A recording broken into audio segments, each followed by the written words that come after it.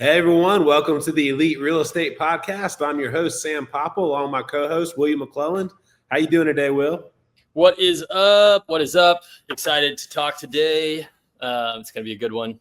Yeah, man, no, definitely a good one because we're actually shopping lenders right now for our own revolving line of credit. So it's kind of a great time and to have this guy on our episode. Shaun Foster is currently a lender over at Mid-South Bank. He is a family man, married with 2 kids from the Fort Walton Beach area. Currently lives in Niceville and is also the lender to our previous guest and Niceville developer, Paul Solzberg. So without further ado, let's bring on Shaun. Hey guys, thanks for having me. No, man, definitely excited to have you on. Like I said, part 1, it's all about you, but in part 2, when we really dive in deep, we're gonna, talk about that revolving line of credit because Will and I need some money. So there you go. Cool, man. Well, I'll go ahead and let Will start off the episode. Will, why don't you fire away with the first question? Yeah, man. Thanks so much for being on, Shaun. We're excited to meet you and do this episode. Really, really excited since I know we scheduled this a while back, but the timing couldn't be more perfect.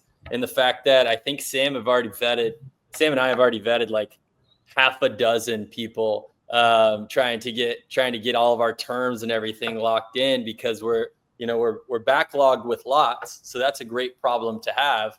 But if you're kind of stuck on, more traditional financing and things like that, it kind of slows the process of growth. So super excited to have you on and, let's kick it off. So tell us a little bit about Shaun. Let the listeners know life before real estate, where you grew up, what you like to do, childhood, college, kind of the transition into the mortgage world, real estate world.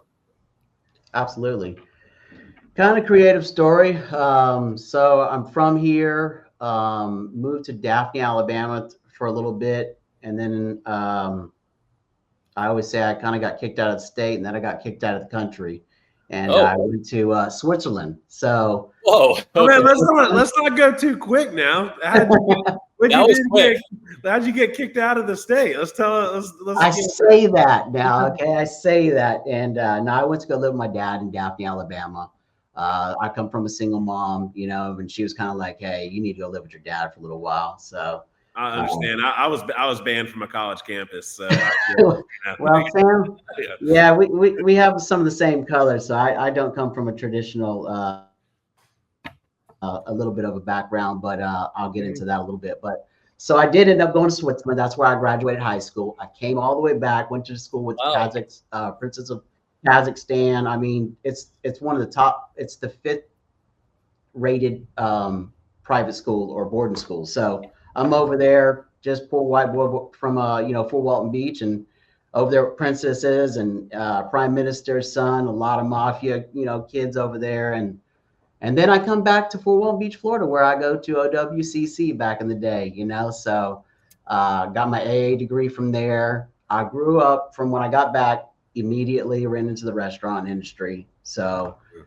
that's kind of what's kind of funny about my backstory is that's where I come from is restaurant and retail around here. So did bartending, did a little bit of DJing.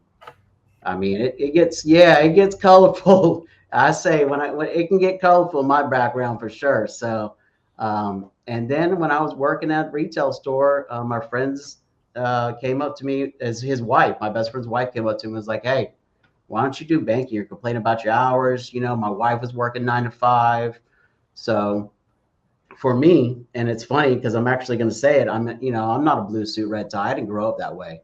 I have a lot of people that don't even notice me on the street when I wear a suit. Actually, I went to a meeting the other day because I also mentor women at the Calm House in Niceville.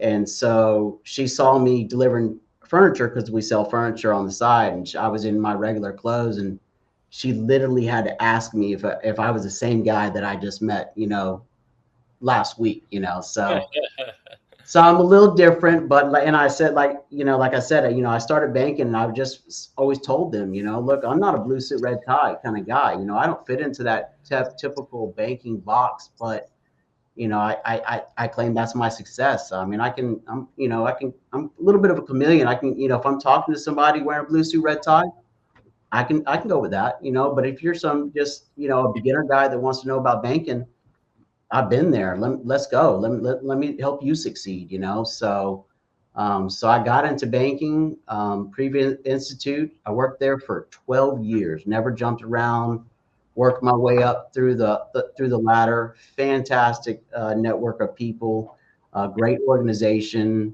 and yeah, I just enjoyed it. And then it broke me a little bit, so I went to mortgages for a little while. So that's where I get a little bit of background from that. Very brief. Did see the downturn in the market coming, so I kind of took it. What years were these? If you don't mind me asking, just so Yeah.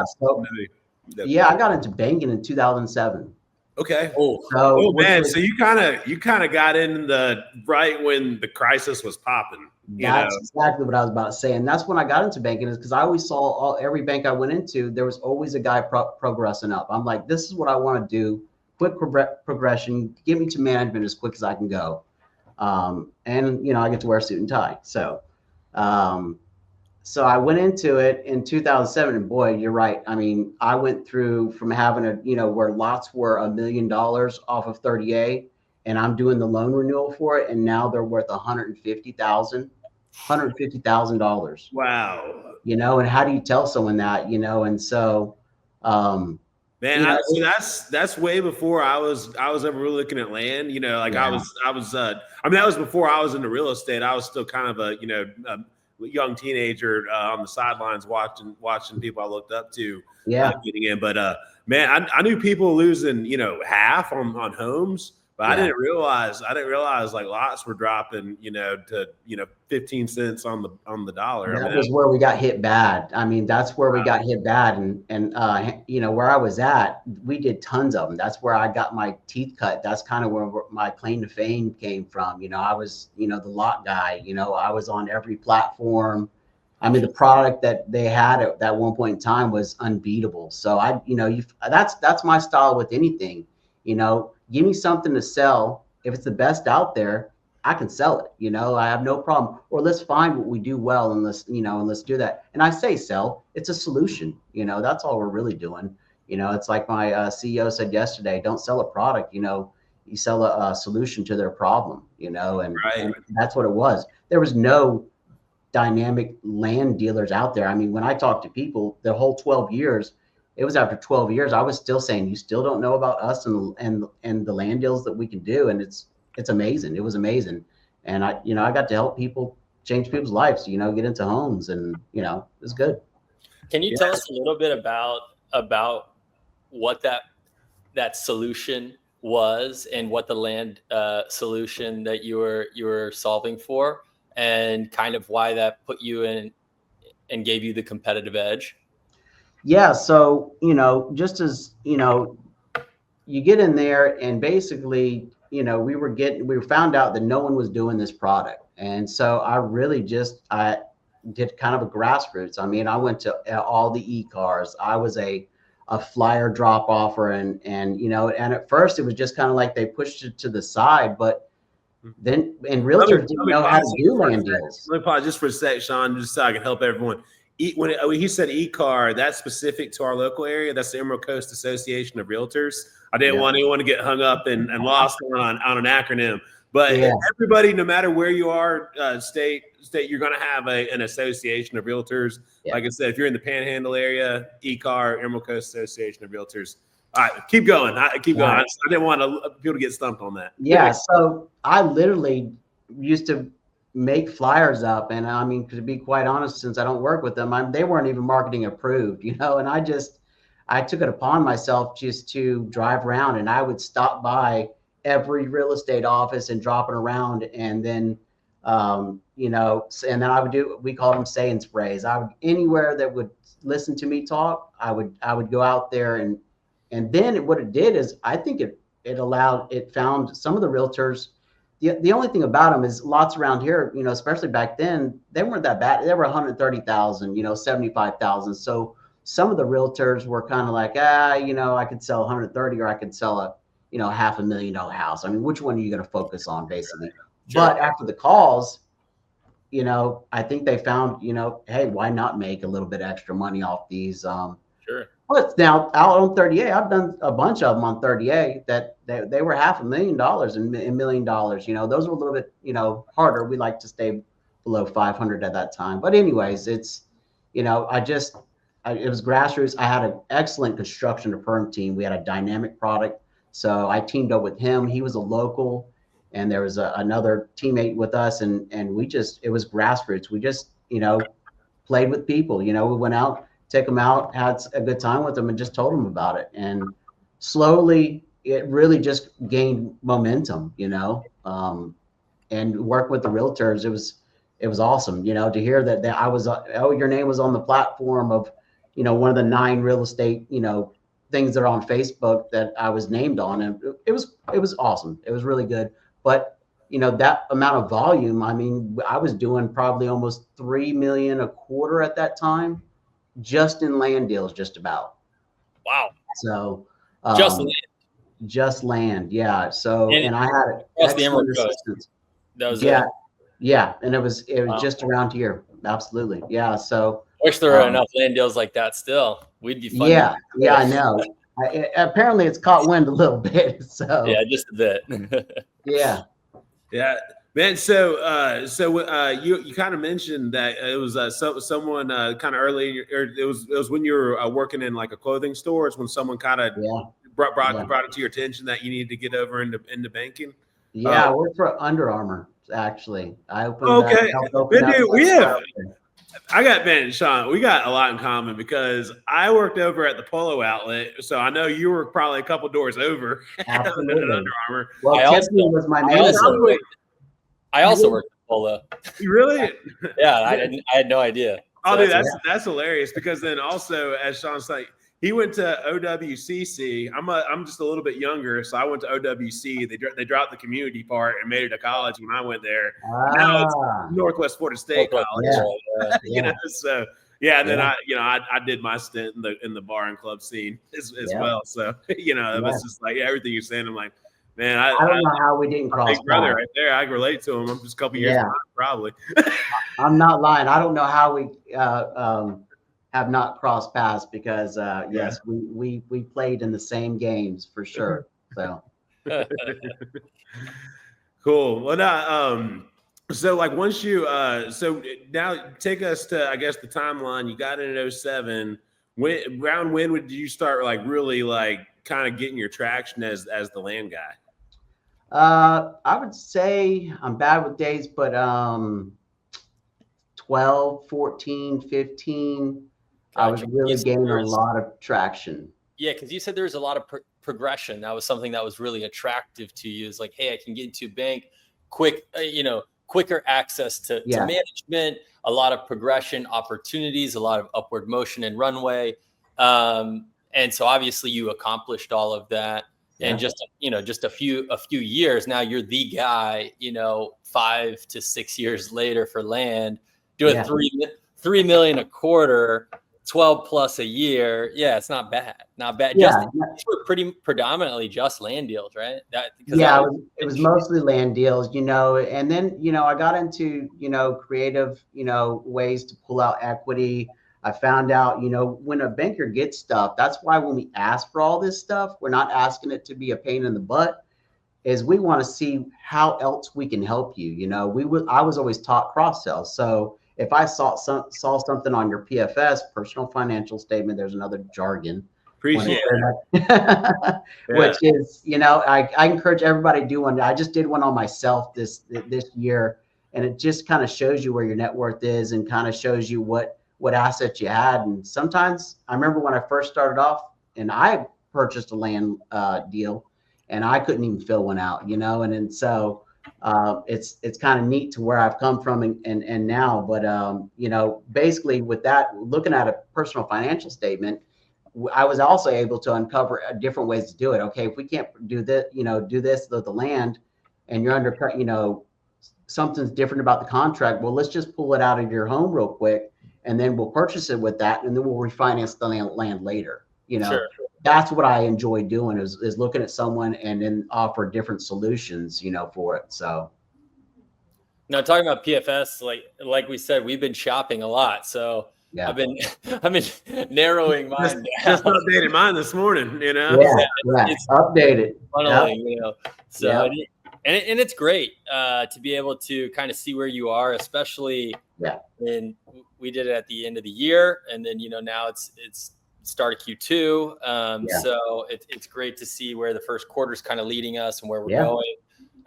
We were able to pick up another property in Q1, which was great. Get a couple permits in Q1, so a lot of forward traction, and it's cool kind of putting that all together because Sam and I were, just chatting on a couple things of starting the business and starting the podcast and doing a lot of different things. It takes a while. So things coming through and coming to fruition, it's cool to kind of do those personal financial statements, business statements, just to kind of see, hey, here's a good timestamp of where we're at and where we're going. So that's what I always say. It's not a bad thing, just have those in a folder ready for, and I'm sure we'll get into it, but have those in a folder ready so it's not a a hectic process for you. If y'all are business entrepreneurs, we're going to ask for it, so. Yeah. One of my previous lenders has sent me a really great copy on an Excel sheet, and I just kind of took that, heard the bank name out of it. And now, I just got to do a couple of tweaks every time. Like it's not a whole setup. I just got to go, all right, let me go see those bank accounts that I still have and update the current balances and, look at the properties I got on the list and see if anything appreciated compared to last time. But usually, like I said, if you got it all set up on an Excel sheet, it's really easy just to tweak a couple little things that'll change, year to year to have the whole thing ready to go. And I know you guys are always appreciative to having, a clean one sent.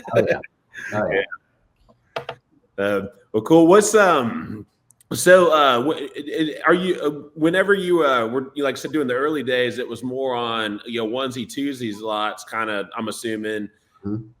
When did you kind of then start doing the bigger stuff, like for our mutual friend Paul, who is developing all of Niceville right now? So that's under my current establishment now, Mid-South. I went to after I left that one, previous institution, came to this one, and this is where my role kind of changed. I wasn't just in the retail side. I always worked well with, the commercial lenders.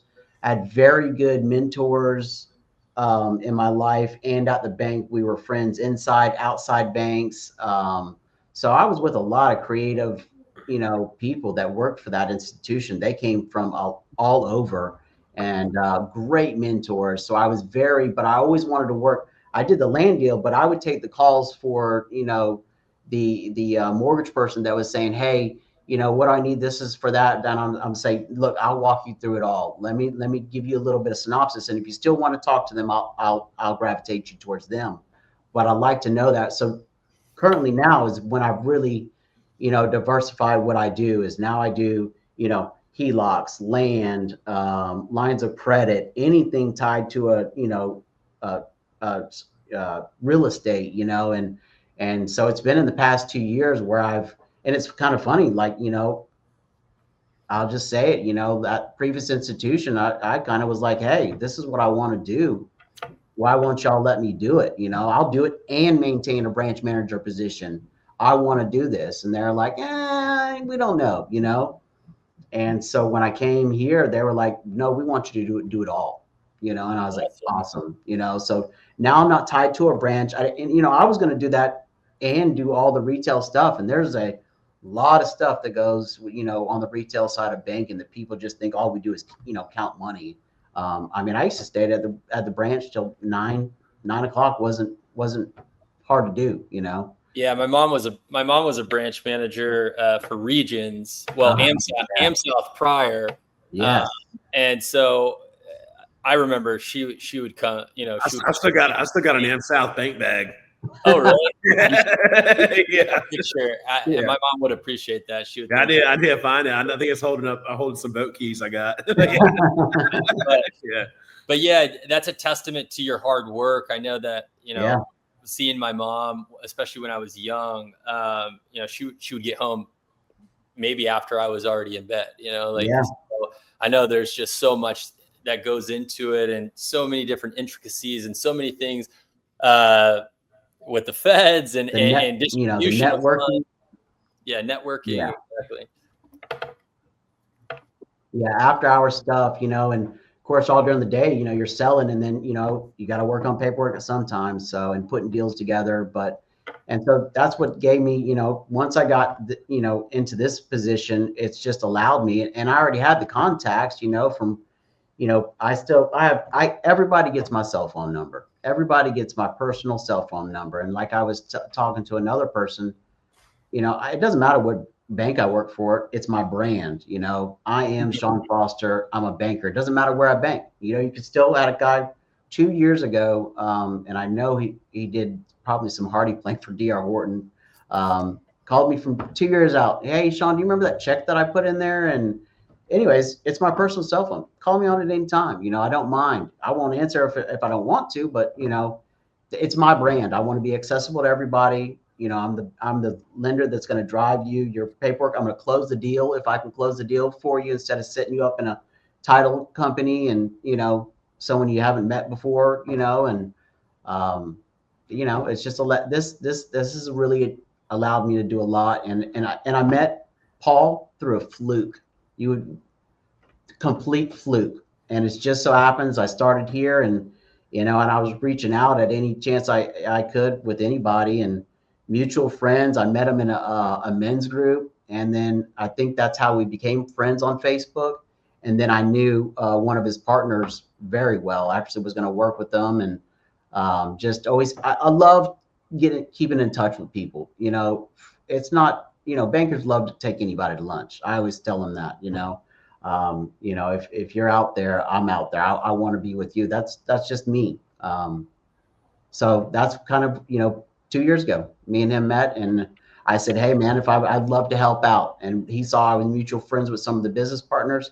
He asked about me, and literally we talk 2 to 3 times a week, all of us. I mean, I'm on so many threads with those guys. They're just, I call them my fantastic five, my Niceville Fantastic Five. So I want to highlight that for everybody, because I know Paul is also a serial networker. Shaun talked about how he was beating the pavement, going to the realtor meetings, all the meetups. So I just want to point out the benefits of Shaun's looking for people, Paul's looking for people. When both people are looking for people and they're meeting out, they're going to find each other, and so, I mean, it's just really cool to see it, because I'm seeing it from a sideline perspective of knowing, because that's how Paul and I got connected. We had a mutual friend. Hey, I know, Paul, I think, asked the mutual friend, hey, you know one in real estate? Oh, you should talk to my buddy Sam. He's into real estate. Paul hit me up on LinkedIn, and then we had lunch just straight through networking and connecting. So, I mean, like I said, I just want that to be kind of a golden nugget, as Will likes to say, for people listening on the podcast, that if you put yourself out there and you make it known what you're looking for, you will find it. People will find you, and that's how the connection's made. And that's actually how Paul re-recommended Shaun to be on the show, and then I actually remember Shaun from his time over at Hancock, so the other place that I bank at. So I mean, really cool to kind of just, like I said, see how all those connections work, and see how people find what they're looking for through networking and connecting. And and you have a common view, and and kind of in our group that we have, our rule is, if one of us eats, we all eat. So he's gonna refer him to me. Doesn't mean I'm gonna get the deal, but my name is always at the forefront of any of theirs, and same goes all around. So it's good, man. I enjoy it. Fantastic five. I love it. Yeah. So how long have you been at Mid-South? So about 2 years. Okay. So right at the same time you were meeting Paul. Okay. Absolutely. So you're hitting the pavement, and it all kind of connected right then. So for the listeners, just tell us a little bit about life today, about Mid-South, about what Shaun Foster as the brand banker is doing, kind of where your career is at, trajectory, investments, and your overall outlook of real estate right now. Real estate right now. Well, let's start from the beginning if I can remember all the questions. Yeah, but, a little bit about life today, Mid-South, about you. Yeah. So, Mid-South has been awesome. I was, a lot of, coming from a bigger bank, you're kind of always a little hesitant. It's kind of, you got to plan out your career if that's what you're going to, stay in. And, a lot of people, what they do is they go to smaller community bank towards the end of their career. They coast a little bit, they have enough contacts. They do a couple deals. Everybody's happy because, community banks aren't, super, I don't want to say they're not super aggressive, but they're just, they're like, let's just do right. Let's do it right. And let's make it work, and do you know this guy? That's the number one question we get answered or asked in loan committee is, how do you know this guy? They want to know that you just know him. Can you vouch for this guy? Kind of old school banking, how it used to be.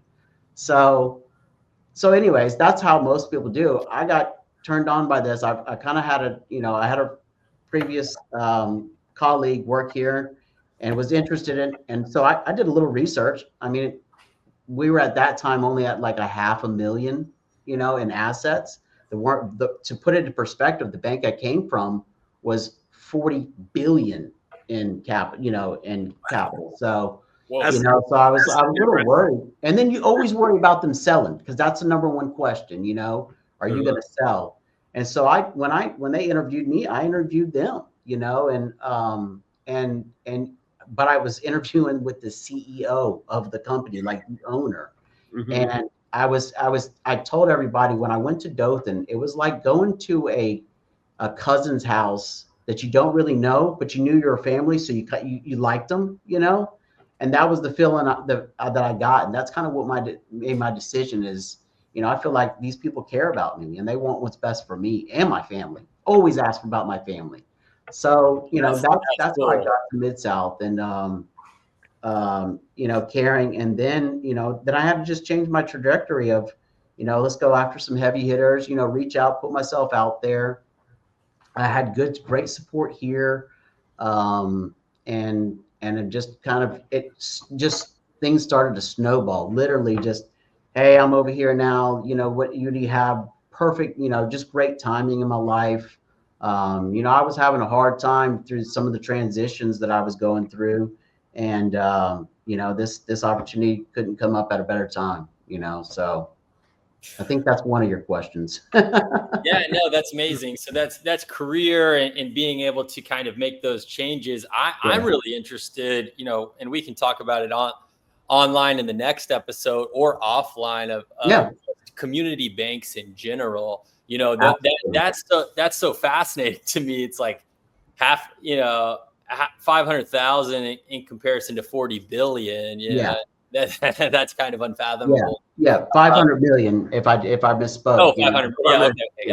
Yeah, 500 million. But it's still you get the concept. Right. And, community banks, and it's kind of funny. I've been almost targeted lately. Of a lot of investors out there. In these other banks, you throw it down, you put it in there, throw it down a tunnel, and someone kicks it back, and it's approved or not approved. The community bank feel is we still take things to loan committee every week, That's pretty cool. And, you sit on a board and these people, here's the owner of the bank, and a couple of other board members out there, and they're walking the decision. And make sure I could say this, but, one of it was, today kind of reassured me that sometimes, I've made the right move is, we were talking about fees. Everybody's huge on fees. The normal fee is X. And I think I was talking to Sam about this. And literally the CEO goes, because the guy was like, hey, charge him 0.25%, or something like that. And And the guy goes, well, I can charge him a half if you want to, because this is a conversation for this loan. And you know, the owner of the bank, the CEO is like, don't get me wrong. If you wanted to, you can do that. But he's done everything we've asked him. He's brought over his relationship. He's done prior, you know, smaller stuff, loans with us. Why, you know, he's done everything a bank wants him to do. Why are we going to now just gouge him? Because that's just the standard. He says, Right. I'm perfectly fine with you leaving at that 0.25% because we're in it for the relationship.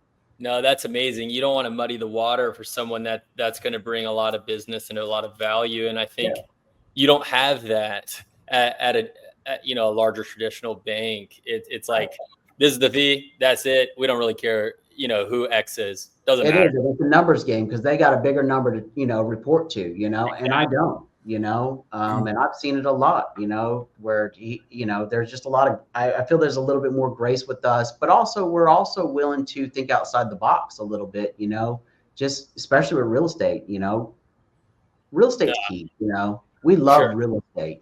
And if we can work together, kind of what I was talking to you about is, you know, this might not be the property that you want to, you know, use, but you want to have a line out there. Let's use that one, secure it with that, and then go do what you need to do. Still got to make sense to us what you're going to use the money for, but you're kind of already approved for it, you know. And those are one things that I've, you know, really like to, you know, transition to more of is doing those. And they're still out there. I mean, this was one of the banks that I came to where they still had builders lines of credits. And I know the bank that I was working, we didn't do them, just didn't do them. No, I think, I mean, this is perfect timing as we said at the beginning. And we can't wait to, you know, sit down with you. And then thanks so much for educating all the listeners in this first episode. But I'm really excited to get into the next episode and kind of break some things down. I definitely got a couple questions to start off part 2 with. Yeah, exactly. Let's go. Yeah. So if someone was listening to this, what would be the best way that they can get to Shaun Foster? I know that something that's really unique and amazing and just shows your merit is like every customer I deal with has my personal number. Absolutely. But what's the best way if I wasn't in, you know, the greater Fort Walton Beach area where I could come shake your hand? How do I get connected with you? And just shoot me a text or a call on my cell phone. I love it. I give it out 850-218-7711. I mean, call me anytime. And, you know, I love answering. I answer questions all the time for realtors because it's very uncommon ground, but absolutely. And you do, just to help our listeners out, you only live in the state of Florida, correct? Or you do Florida? So we'll stay in 2 hours. So we'll go from, basically we have a triangle from Dothan, Pensacola to Panama City. Basically, it's got to be any location 2 hours from Dothan, basically, is kind of our footprint. We got stuff in Georgia right now, you know, going on. I love that. So, like I said, for anyone listening, yeah, they do lending in Alabama, Florida, and Georgia. But this bank, like I said, wants to focus on, you know, their niche location. They want to be able to put eyes on the real estate. So that's why they have the window, the parameter they have it. So I like that though. So basically, if you're in the triangle of Pensacola, Dothan, Panama City, a 2 hour range of that, Shaun's your guy. Definitely give him a call to get a quote. We'll be bringing him back on for a part 2, and where we'll be getting a lot more into commercial lending. Will and I have some questions, because like I said, right now he and I are shopping a revolving line of credit. So stay tuned on the next episode. And guys, if you need to check us out, please go to the EliteRealEstatePodcast.com. Check out our website. Feel free to shoot us a message, and please subscribe on our YouTube channel, the Elite Real Estate Podcast. Can't wait to see everyone for part 2.